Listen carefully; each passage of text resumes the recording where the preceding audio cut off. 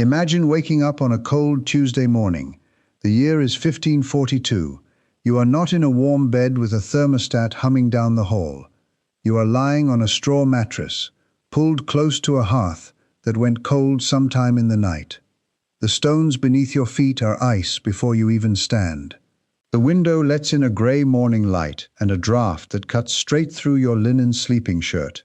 And the first thought that crosses your mind has nothing to do with breakfast. It is whether today is the day you bathe, because in 1542, bathing was not what you think it was.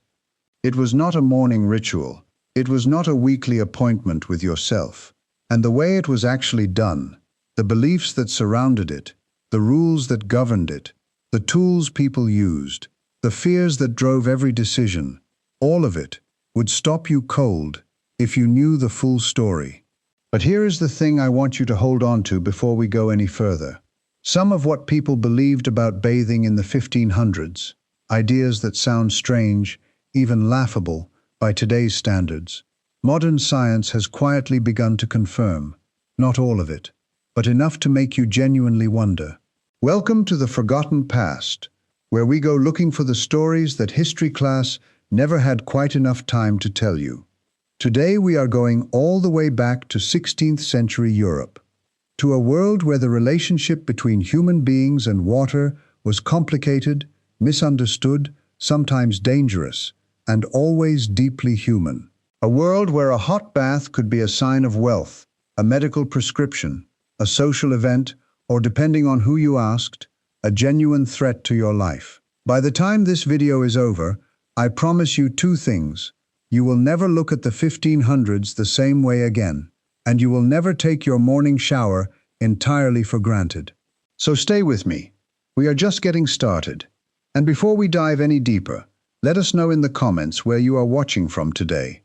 We would genuinely love to hear from you. And if you have not already, go ahead and hit that subscribe button so you never miss any of our upcoming videos here at the Forgotten Past. To understand why the people of the 1500s bathed the way they did, you first have to understand the world they were actually living in. Because context is everything in history.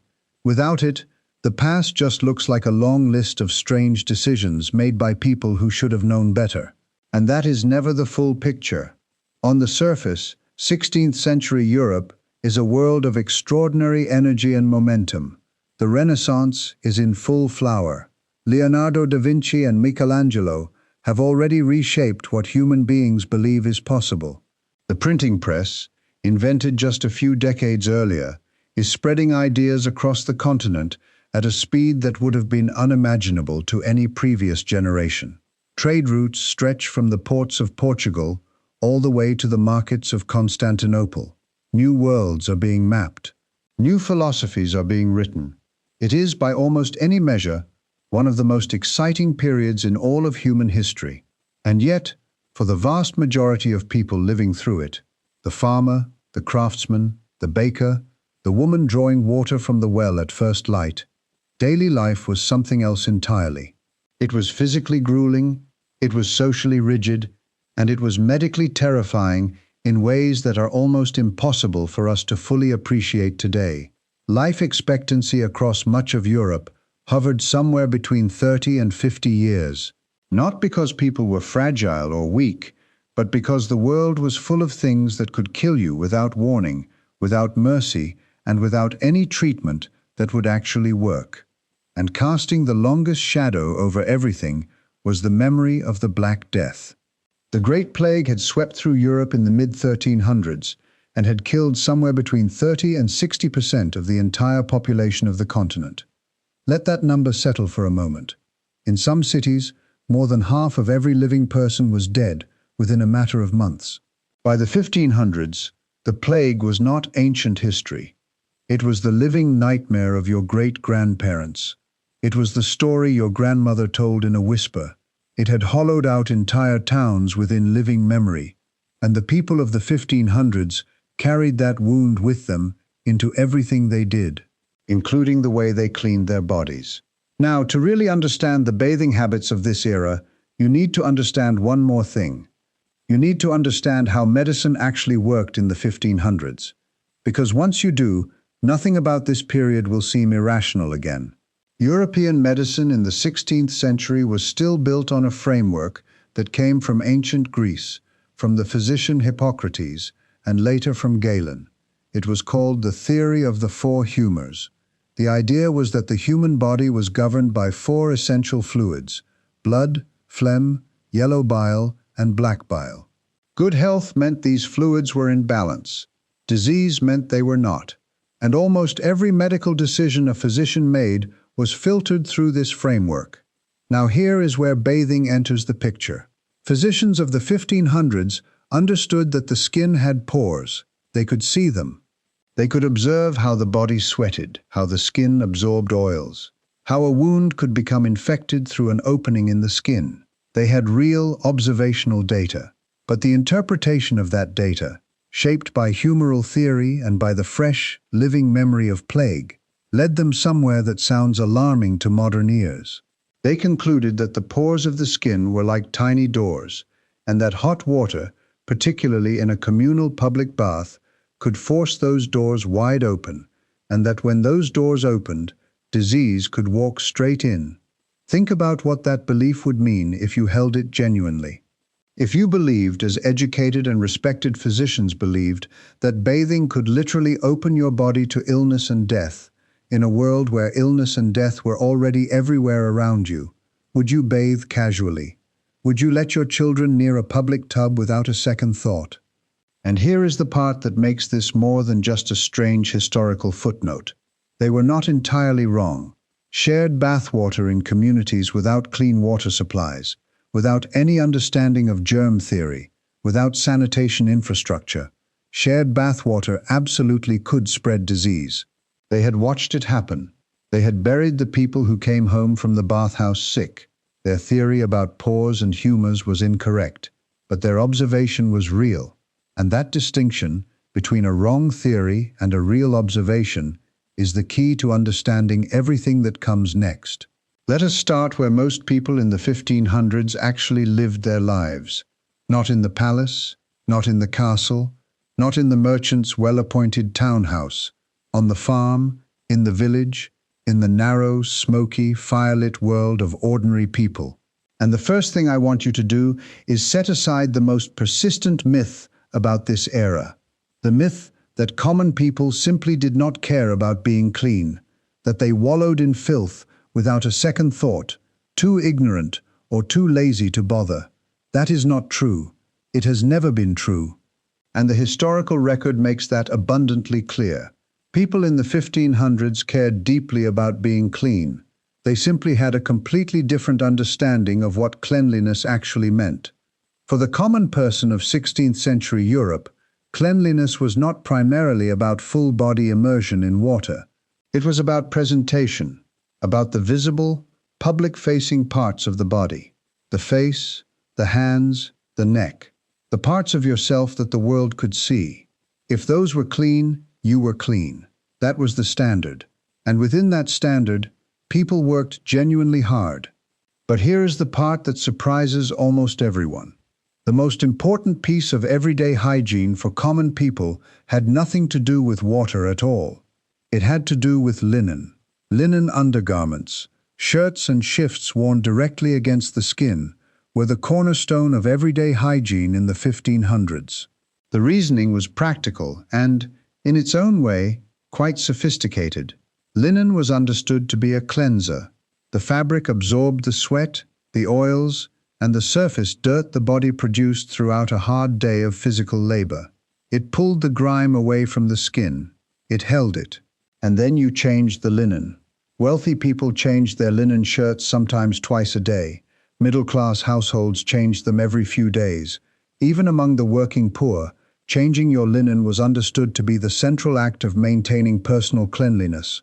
And crucially, this was visible. A man or woman with bright white, clean linen at their collar and cuffs was understood by everyone around them to be a clean person, a person of dignity. The outer garments, the heavy wool coats, the leather breeches, the elaborate layered dresses, those were almost never washed with water. Washing would damage the wool, ruin the leather, and bleed the dyes. Instead, they were aired out, brushed thoroughly, and perfumed with herb bundles tucked into the folds. Now, water did play a role in daily life, just not the role we might expect. Every morning, almost without exception, the routine began with a basin. A simple wooden or ceramic bowl filled with cold or slightly warmed water, hauled from a well, a stream, or collected from overnight rain. With that water, a person washed their face, their hands, their neck, and whatever else they could practically reach.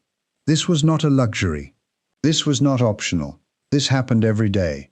Historians call it spot cleaning, and for common people, it was the backbone of daily hygiene. Now let us talk about hair, because this is where things get particularly interesting. Hair in the 1500s was washed with water very infrequently. For common people, a full washing of the hair might happen only a handful of times across an entire year, and when you hear that, your first instinct is probably to wince. But hold that reaction for a moment, because what common people did with their hair instead is genuinely fascinating. Fine-toothed combs, sometimes called cleansing combs, were used every single day, often multiple times. The comb worked through the hair systematically, removing lice and debris, distributing the scalp's natural oils evenly from root to tip, and lifting out the dust and dirt that accumulated through daily work. This was not a casual gesture. Combs in the 1500s were some of the most commonly found personal objects across all levels of society, from crude wooden combs in peasant households to intricately carved ivory combs in aristocratic dressing chambers. Beyond the comb, many people used herbal rinses on their scalp. Rosemary steeped in water, vinegar diluted with herbs, lavender water. These were worked into the scalp without full immersion, freshening the hair, controlling the smell, and keeping the scalp relatively healthy. And here is the moment in this story that genuinely stopped me when I first came across it.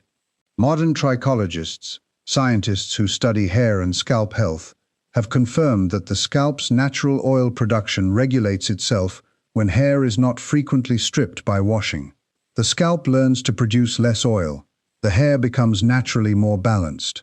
Some people who practice what is today called the no-poo method, the deliberate avoidance of shampoo, report that after an adjustment period of several weeks, their hair is healthier, stronger, and naturally cleaner than it ever was with daily washing.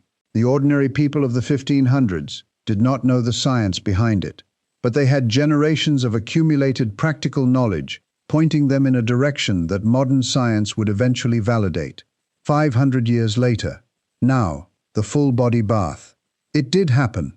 For common people, it happened perhaps once or twice a month, sometimes less in the deep cold of winter, when hauling and heating water was an exhausting and expensive undertaking. When it did happen, the process went something like this. Water was drawn from a well, a river, or collected from rainfall. Hauling it was itself a significant physical task, heavy wooden or clay vessels carried by hand, sometimes over considerable distances. That water was then transferred to a pot or cauldron and heated over the fire, slowly and carefully, because firewood was not free. When enough hot water was ready, it was poured into the bathing vessel.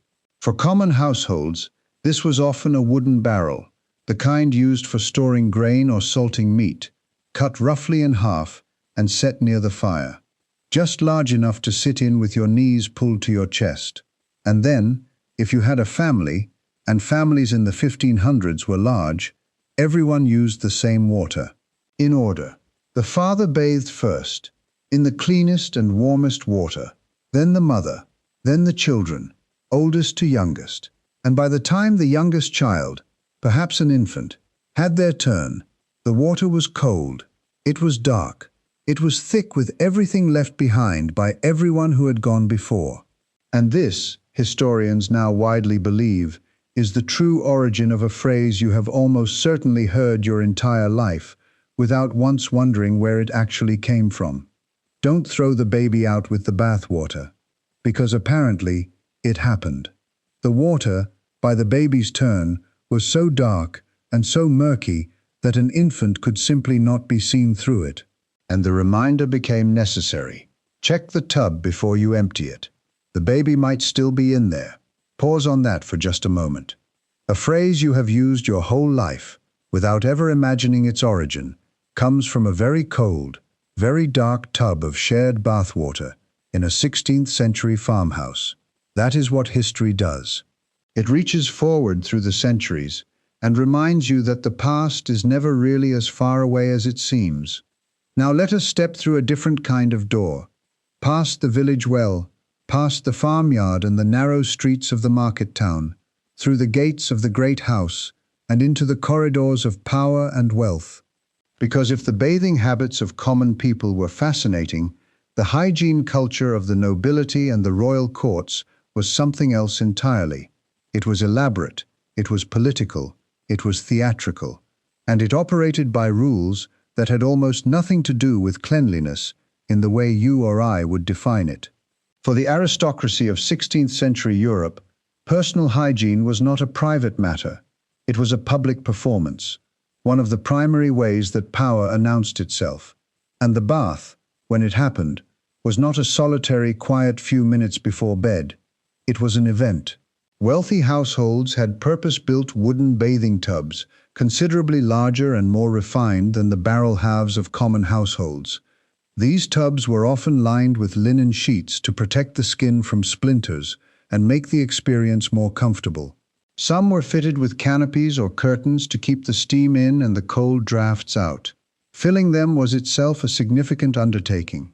Servants, sometimes many servants, carried heated water in heavy copper ewers from the kitchens, making trip after trip until the tub was full.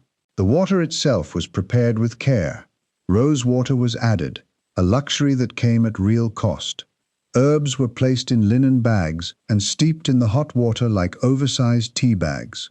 Lavender, rosemary, mint, sometimes chamomile. The room would have been warm and fragrant and almost ceremonial. Some wealthy bathers added wine directly to the bath, particularly in France and Italy, believing it softened and purified the skin. And while the reasoning was rooted more in theory than in fact, wine does contain compounds that are not entirely without benefit to the skin. But here is the detail about noble bathing in the 1500s that surprises people the most. The bath was not private. In the courts of 16th century Europe, bathing was a social occasion, a political occasion. Lords and ladies received visitors while bathing. Business was conducted. Conversations that mattered happened in bath chambers. Guests were welcomed not despite the intimacy of the setting, but because of it. To be invited into someone's bath chamber in a 16th century court was not an intrusion, it was an honor. It meant you were trusted. It meant you had been granted access to a level of personal proximity that carried real political weight. The bath was not a place to be vulnerable. It was a place to project intimacy, strategically. And nowhere is this more vividly illustrated than in the court of Henry VIII of England. Henry VIII. A name that carries its own gravity the moment you say it. A man so large in history, in every sense, that 5 centuries later, his name still stops a room. And here is something about him that most people do not know. He was, by the standards of his time, genuinely and unusually fastidious about his personal cleanliness. At Hampton Court Palace, Henry had a specially designed bath chamber that was, for its era, remarkably sophisticated. He bathed multiple times per week, an extraordinary frequency for any person of any class in the 1500s. He demanded that his linens be changed constantly. He was meticulous about his teeth, using cloth, salt, and herbal mixtures to clean them regularly. He insisted on fresh herbs strewn across the floors of his rooms to purify the air. By the hygiene standards of the 16th century, he maintained one of the most sophisticated personal care routines of any individual in England. The position of gentleman of the bedchamber, one of the most sought-after roles in the entire English court, was literally responsible for attending to the king's most intimate moments, the bathing, the dressing, the private hours of the king's day. Men competed fiercely for this role, because closeness to the king's body was closeness to the king's power. Now, even among the nobility, the fear of bathing was present. it never fully disappeared. And that fear gave rise to something that tells you a great deal about how the wealthy adapted to a world they believed was genuinely dangerous to their health. It gave rise to perfume. Not perfume as we think of it today, as a pleasant finishing touch before you leave the house. Perfume as medicine. Perfume as armor. Perfume as a daily act of self-preservation. The same medical theory that warned against opening the pores through hot water bathing also offered a solution. Strong, pleasant smells, physicians argued, could seal those pores back up. They could counteract the bad air, what doctors of the era called miasma, that carried disease through communities. They could create a kind of aromatic shield around the body that kept illness at bay. And so the wealthy of the 1500s, on the advice of their physicians, with the full weight of medical authority behind them, perfumed themselves, richly, elaborately, every single day. Scented oils on the skin, sachets of dried herbs tucked inside the folds of clothing. Pomanders, small perforated balls filled with fragrant spices and resin, carried in the hand or hung from the belt. Gloves saturated so thoroughly in floral and musky fragrance that the scent could last for months. And here is the part of this story I want you to really sit with. Some of those herbs, lavender, rosemary, thyme, eucalyptus, modern research has confirmed that they possess real antimicrobial properties. The lavender floating in the noble's bath, the rosemary bundles hanging in the sick room, they were not chemically inert. They were doing something genuine. The theory that prescribed them was wrong. The tools the theory chose were not. History is full of moments exactly like that. Moments where people arrived at something real by following a path that was entirely incorrect. And those moments are, to me, some of the most profoundly human things you will ever find in the past. Now here is where the story takes a turn I think will genuinely surprise you, because everything so far might be drawing you toward a particular conclusion. That the people of the 1500s, fearful of disease, cautious about water, armed with their perfumes and their linen and their basin of cold morning water, were a people quietly retreating from communal bathing, pulling inward, staying dry. And for some of the 1500s, in some places, that is true. But it is not the whole picture, because for much of the 16th century, particularly in its earlier decades, public bathhouses were not fading. They were thriving. They were everywhere. And they were not merely places to get clean, they were the living heart of their communities. In English, the public bathhouses of this era were called stews. That word comes from an old French term meaning to bathe in steam, and it is, historians believe, the origin of the modern phrase stewing in it, meaning to sit and soak in something, usually your own trouble. But in the early 1500s, a stew was not a place of trouble. It was a place of life. In London, in Paris, in Rome, Vienna, Bruges, and across the great cities of Europe, public bathhouses lined the streets. In some neighborhoods, you could find one every few blocks. They were as common a feature of urban life as the tavern or the market stall. If you had walked into one on a busy afternoon in the early 1500s, here is what you would have found. Large communal wooden tubs, sometimes big enough to hold 10, 12, even 20 people at once, filled with heated water steaming in the cool air of the room. The noise of conversation all around you. The smell of herbs and steam and wood smoke, and alongside all of it, food, drink, bread and ale and wine, brought directly to you as you bathed, served by attendants moving through the room with practiced ease. Sometimes musicians played, sometimes there were other entertainers. People came not just to wash, but to talk, to do business, to hear the news from other parts of the city, to share a meal in warmth when their homes were cold. By any honest description, the public bathhouse of the early 1500s was a gathering place, a genuinely joyful, communal, democratizing institution. Because the entrance fee, just a few pennies in most places, meant that working men and women of modest means could afford to come regularly. The bathhouse was one of the very few spaces in the rigidly hierarchical world of the 1500s where people of different stations might sit in the same water and share the same conversation. And then the bathhouses ran into two problems they could not survive. The first was reputation. By the mid-1500s, the moral standing of public bathhouses across Europe had begun to curdle. What had started as clean, communal, civic spaces had in many cases quietly expanded into territory that respectable society found increasingly difficult to ignore. Prostitution became associated with many bathhouses, gambling, drinking to excess. The stews of London, clustered in the Suffolk district just across the Thames, became so notorious that the area itself became a byword for moral looseness and vice.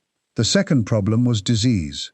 Not the plague as it had come before, not the catastrophic Black Death, but in the 1530s and 1540s, new waves of illness swept through European populations. Syphilis, which had spread with terrifying speed through Europe after the late 1490s, was increasingly linked to bathhouses and the social mixing that happened inside them. Sweating sickness, a mysterious and deadly illness that struck England in particular, cut through communities with brutal efficiency.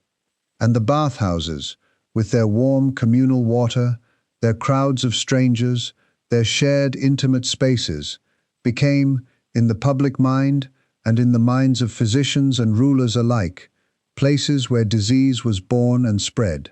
In 1546, King Henry VIII, the same Henry who kept such a meticulous bath at Hampton Court, issued an order closing the bathhouses of Southwark, and with that royal decree, something ended. Other cities followed with their own restrictions. Some bathhouses closed voluntarily, their owners sensing which way the wind was turning. Others were shut by local authorities, and the great tradition of the public communal bath, which had existed continuously in Western Europe since the Romans built their grand baths 15 centuries before, began, slowly and then rapidly, to die. The deep irony that historians have returned to again and again is this. The bathhouses were probably not the primary engines of disease transmission that people feared they were. The real killers in 16th century European cities were contaminated water supplies, overcrowded housing, open sewers, and rats carrying fleas carrying bacteria. The bathhouses were swept up in the fear because they were visible, because they were already morally suspect, and because it was far easier to close a bathhouse than to rebuild a city's entire water infrastructure. But once the fear was attached, it could not be removed. Public communal bathing in Western Europe would not meaningfully recover for nearly 300 years. 300 years during which the idea of regular full-body bathing quietly, gradually faded from common practice across whole societies, before eventually, painstakingly, making its way back. 300 years. And we are not done yet, because there is a story within this story, one that involves a queen, a royal court, and one of the strangest and most sophisticated corners of 16th century hygiene culture that most people have never heard. Here is something that catches almost everyone off guard when they first encounter it. While everyday bathing was declining in frequency across much of Europe through the middle and later 1500s, medical bathing was doing exactly the opposite. It was booming. Physicians and apothecaries of the 16th century prescribed baths constantly, not for cleanliness, not as personal hygiene, as medicine, as treatment, as therapy for specific ailments, prescribed with the same authority and intention as any other medical intervention of the time. And what they prescribed, some of it, was not as far off as you might expect. Sulfur baths were among the most commonly prescribed treatments of the era. Patients with skin conditions, infections, and persistent rashes were directed to soak in water infused with sulfur compounds drawn from mineral springs. And sulfur, we now know with certainty, does have genuine antimicrobial and anti-inflammatory properties. It is still used in dermatology today. Wine baths were prescribed for wounds. Patients with open injuries or infected skin were bathed in diluted wine, and the alcohol content would have provided a real, if modest, antiseptic effect. They were not wrong, Herbal baths filled with specific combinations of lavender, chamomile, and yarrow were prescribed for fever and inflammation. Modern research has confirmed that each of these plants contains real anti-inflammatory compounds. The physician who prescribed them was working from an incorrect theory, but the prescription itself had genuine biochemical merit. Mud baths from mineral-rich springs, rich in magnesium, sulfur, and other naturally occurring compounds, were prescribed for joint pain and what we would today recognize as arthritis. The thermal baths of Bath in England, of Baden-Baden in Germany, of various locations across France and Italy, were actively visited by people seeking medical relief. Not leisure, medicine. And here is the quiet historical joke embedded in all of this. The same therapeutic mineral baths that 16th century physicians prescribed as medical treatment, the same waters, in many cases literally the same locations, you can visit today as high-end spa destinations. You can pay several $100s for a mineral soak that a 16th century physician would have written on a prescription slip without a second thought. The medicine became the luxury, the treatment became the indulgence, and once again, the people of the 1500s turn out to be considerably closer to us than we tend to assume. Now let us go to France, because the French court of the 1500s presents one of the most fascinating and genuinely contradictory pictures of hygiene culture in all of 16th century Europe. A place where the most elaborate personal care routines in the Western world coexisted with genuine, physician-sanctioned fear of the bath, where sophistication and avoidance of water existed side by side. And at the center of it all, a woman who changed almost everything, Catherine de' Medici, born in Florence in 1519 into one of the most powerful and sophisticated families in all of Europe, married at 14 to the man who would become Henry II of France, and Queen of France from 1547, following her husband's accession to the throne. She arrived in France from Italy, carrying something more than her considerable political intelligence and her family's famous ambition. She carried a different relationship with the body, with personal care, with cleanliness. The Italian Renaissance, particularly in Florence, where Catherine had grown up surrounded by humanist scholars and artists and physicians, had produced a more refined and systematic approach to personal hygiene than was common in Northern European courts. More frequent washing, more sophisticated skin and hair care, a deeper engagement with the ancient Roman tradition of bathing as a cultural practice, and Catherine brought all of it with her to the French court. She introduced washing practices that were notably more frequent than what her French courtiers were accustomed to. She brought Italian perfumers and cosmetic preparations that would reshape French beauty culture for generations. She is even credited by some historians with introducing the fork to the French table, a detail that the French court, famously, was not immediately enthusiastic about. But here is the contradiction that makes Catherine de' Medici's world so historically compelling. Even as Catherine pushed for more sophisticated personal hygiene, the French court she entered was already the epicenter of the most elaborate perfume culture in all of Europe. And that perfume culture was not simply about smelling pleasant. It was a response to the fear of bathing, a substitute for it, a replacement built from the most expensive and sophisticated materials that the Renaissance world could produce. French perfumers of the 1500s were creating scent compositions of extraordinary complexity. Multi-layered fragrances combining floral top notes with deep, animalic base notes, musk, ambergris, civet, designed specifically to last on skin and clothing for as long as possible, to cover, to replace, to substitute for the washing that physicians cautioned against.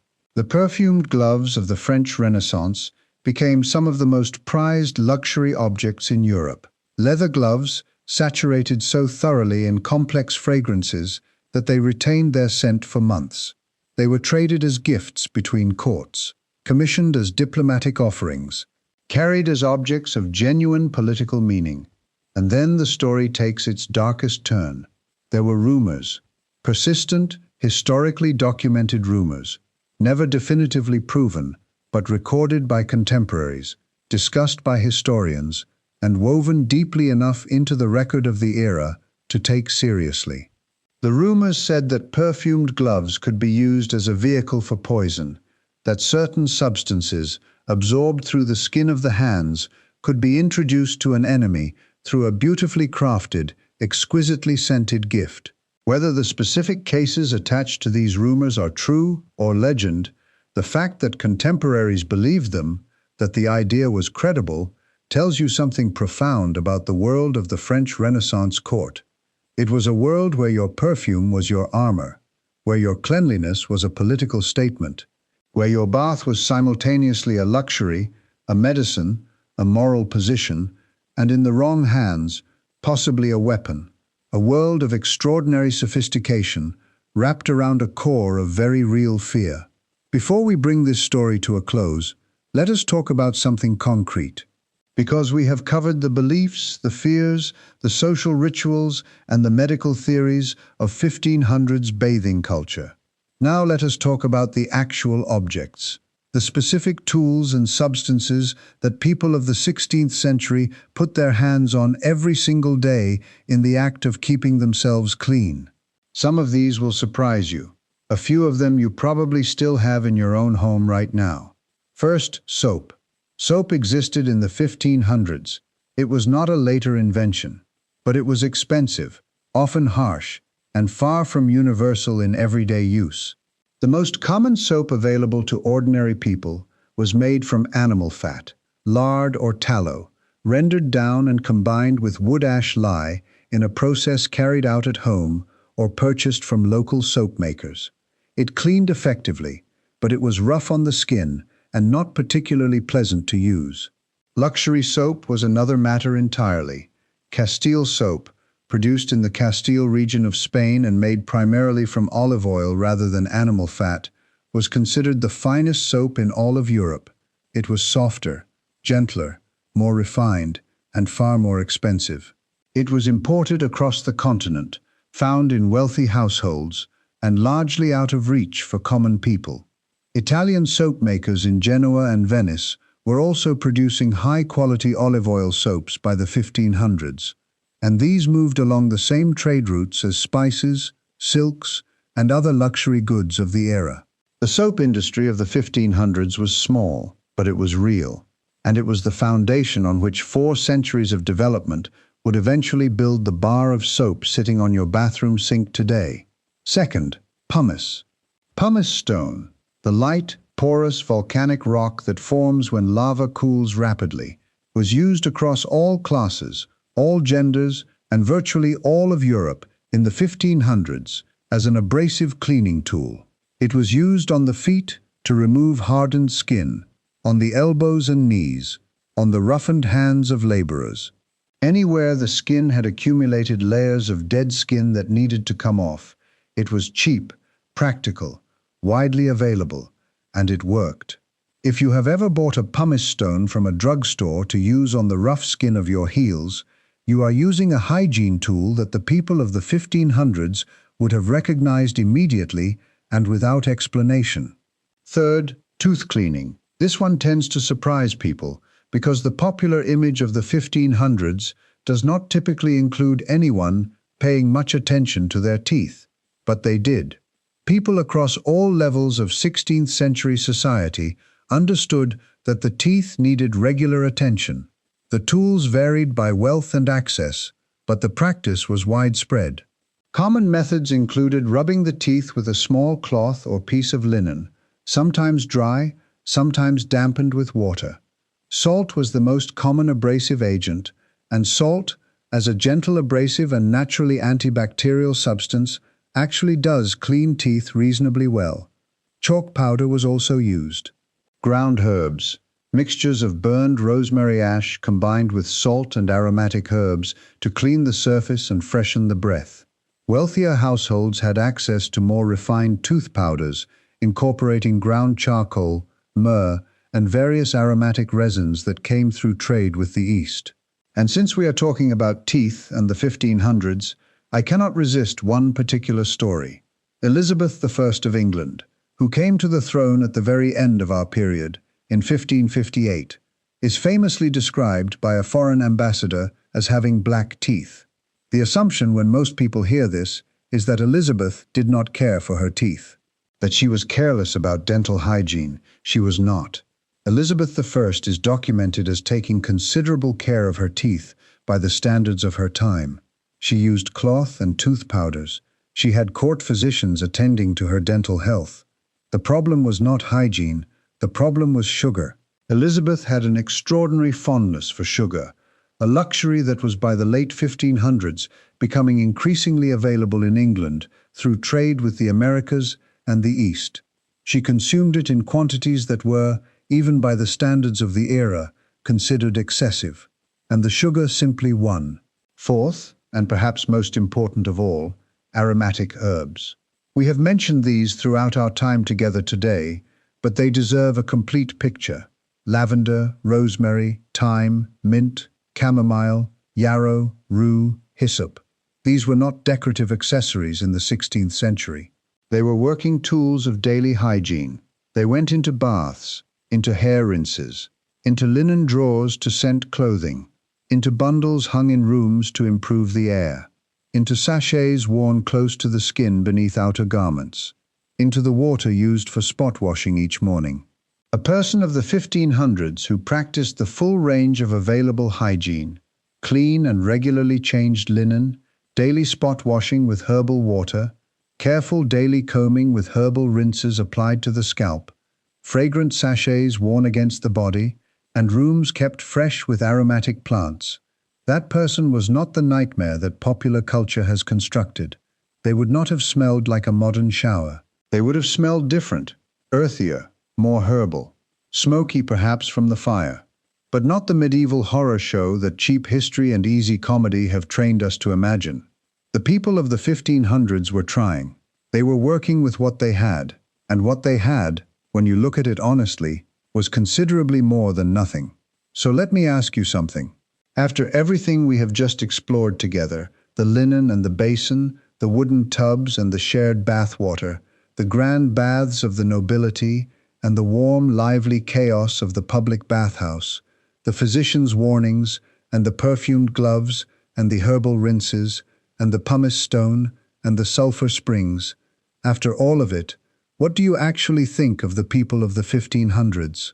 Because I think the honest answer, if you have been paying attention today, is that they were not so different from us. They were not dirty savages. They were not ignorant people stumbling through their lives in blissful unawareness of their own filth. They were human beings doing exactly what human beings have always done in every era and every culture across all of recorded history. They were doing the best they could with what they knew. They lived inside a framework of understanding, of medicine, of religion, of shared cultural belief. That was the best available framework of their time. And within that framework they made decisions. They developed practices. They built institutions.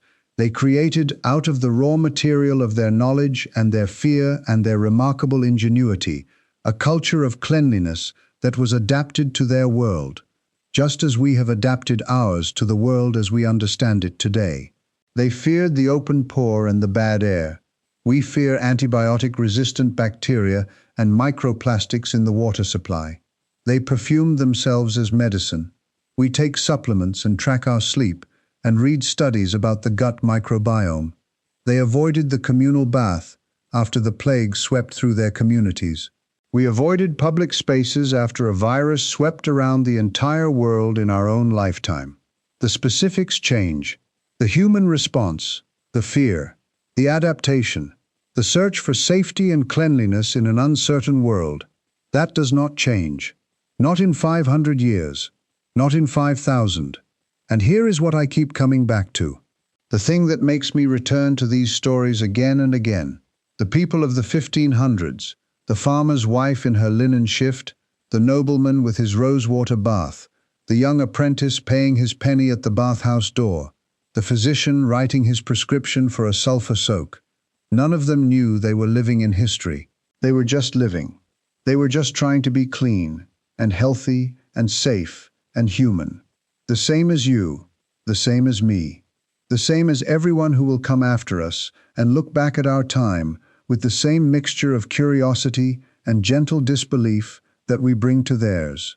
That is what history is, at its deepest level. Not a collection of strange decisions made by people who should have known better, but a record of human beings across time, all trying to make sense of the same uncertain world, all working with what they had, all finding, in that effort, something that is, when you look at it honestly and with an open heart, genuinely beautiful. Thank you for spending this time with us here at the Forgotten Past. It genuinely means something to us that you are here. If this video gave you something to think about, if it surprised you, moved you, or simply made you see the 1500s a little differently than you did an hour ago, please take a moment to give it a thumbs up. It is the simplest way to help more people find us, and it makes a real difference. Leave us a comment and tell us which moment in today's story stopped you cold. Was it the origin of "Don't throw the baby out with the bathwater," the medical sulfur baths? The closing of the bathhouses? The perfumed gloves of the French court? I read every comment, every single one, and I would genuinely love to know what stayed with you.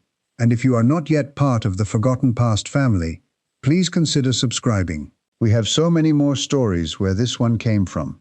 Stories that history class never had quite enough time to tell you. Stories that deserve to be heard. Until next time, keep questioning, keep exploring, and never stop looking back. This has been The Forgotten Past.